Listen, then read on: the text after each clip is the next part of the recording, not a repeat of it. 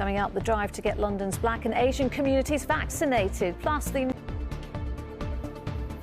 Tonight, the push to get London's Black and Asian communities vaccinated. Good evening. The Mayor of London, Sadiq Khan, and Tottenham MP David Lammy have joined efforts to get more people from ethnic minority backgrounds in the capital vaccinated.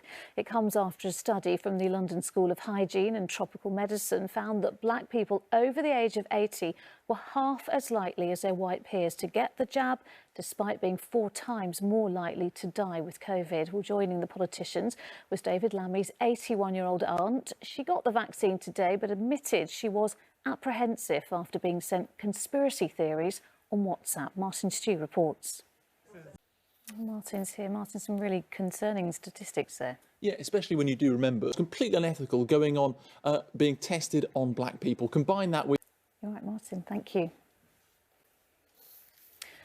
Londoners are being warned to watch out for vaccine scams after police reported a rise in cases. To find out what to look out for and how to report a scam, search online for ITV London.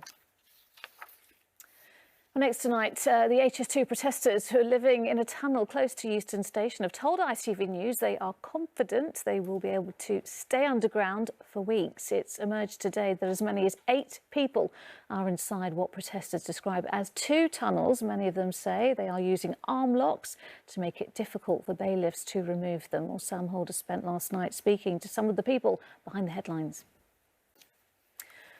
A 17-year-old boy has been charged with the murder of a teenager in North London, 15-year-old. Now, for former prisoners, getting a job after they are released can be extremely difficult. Many businesses refuse to employ ex-offenders, but a charity is focusing on helping them get back to work. Government figures show that reoffending costs the economy £18 billion a year. Ria Chatterjee has been speaking to 2 young men who want to challenge the stigma of having served time. Still to come. But first, the hype surrounding the TV series It's a Sin has been hard to miss, but today its writer has spoken candidly about his reasons for throwing the AIDS epidemic back into the spotlight.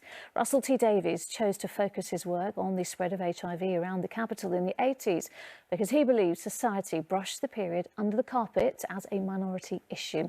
But as the popularity of the series grows, so do the stories of the real people whose lives changed forever. Our senior correspondent Ronke Phillips reports.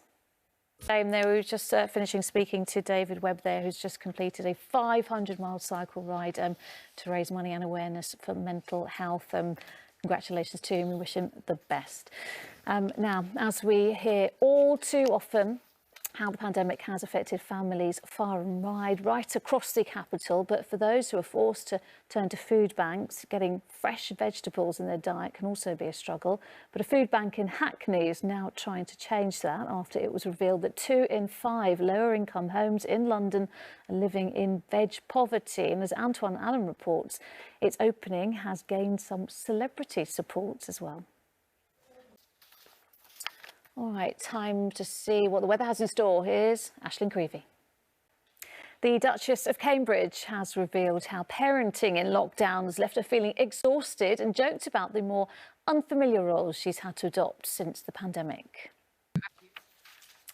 And finally, just weeks before she was due to give birth, Basildon Hospital nurse Eva Jacane contracted coronavirus. It hit her so hard that she ended up giving birth prematurely and spent months in critical care, unable to breathe and unable to see her daughter. But 3 months later, Eva and her daughter Eleanor have met for the very first time, as Nithya Rajan reports.